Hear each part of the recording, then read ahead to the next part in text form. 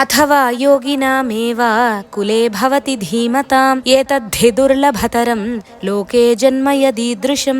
ఇప్పటిదాకా పరమాత్మ యోగం నుండి జారిన వాళ్ళ గురించి చెప్పాడు. ఈ శ్లోకంలో ఎవరైతే ప్రాపంచిక విషయాల వంక చూడకుండా బాగా సాధన చేసి సాధన పూర్తి కాకుండా మరణించిన వాళ్ళ గురించి చెబుతున్నాడు. అటువంటి వారు ధీమంతులు, యోగులు పుట్టిన కులంలో జన్మిస్తారు. అటువంటి జన్మ సామాన్యులకు చాలా కష్టం. ఇటువంటి జన్మ సులభంగా లభించదు. యోగులు, జ్ఞానుల ఇంట్లో పుట్టడం చాలా అరుదుగా లభిస్తుంది. ఇటువంటి గృహంలో ధనానికి ప్రాధాన్యత ఉండదు. అటువంటి వారు ధనాన్ని, ఐశ్వర్యాన్ని లెక్క చేయరు. వారి జ్ఞానమే వారికి ధనం. శుచి, శుభ్రత, సంస్కారం వారికి పుట్టుక నుండే అబ్బుతాయి. కాబట్టి అటువంటి వారి ఇంట్లో జన్మించి యోగులు తమ సాధన కొనసాగిస్తారు. అంటే ఈ జన్మలో 100కి 80 మార్కులు తెచ్చుకొని మరు జన్మలో మిగిలిన 20 మార్కులు కంప్లీట్ చేసి ర్యాంకు కొట్టేస్తారన్నమాట. ఆ ఇంట్లో వారికి వంశపార్యంపర్య సంస్కారం, అనుభవం లభిస్తుంది. మంచి మార్గదర్శకత్వం దొరుకుతుంది. పుట్టుక నుండి జ్ఞాన వైరాగ్యాలు కలుగుతాయి. ఇంట్లో ప్రతిరోజు దైవతార్చన, దీపారాధన, సంధ్యావందనం జరుగుతాయి.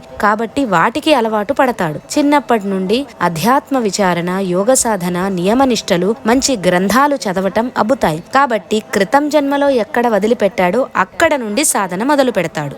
లోకంలో ధనవంతులుగా పుట్టడం గొప్ప కాదు, సంస్కారవంతులుగా పుట్టడమే గొప్ప. ధీమంతులైన యోగుల జన్మ గొప్పది. అది సామాన్యులకు లభ్యం కాదు. అటువంటి జన్మ చాలా అరుదు అని ఎందుకన్నారంటే లోకంలో జ్ఞానులు ఉండడమే అరుదు. జ్ఞానులైన వాళ్ళు సాధారణంగా గృహస్థాశ్రమం స్వీకరించరు. యోగులలో గృహస్థాశ్రమం స్వీకరించే వాళ్ళు చాలా అరుదు. కాబట్టి అటువంటి యోగుల గృహంలో పుట్టడం చాలా చాలా అరుదు, కష్టం. అందుకే ఏతద్ధి దుర్లభతరం అని అన్నారు కృష్ణుడు.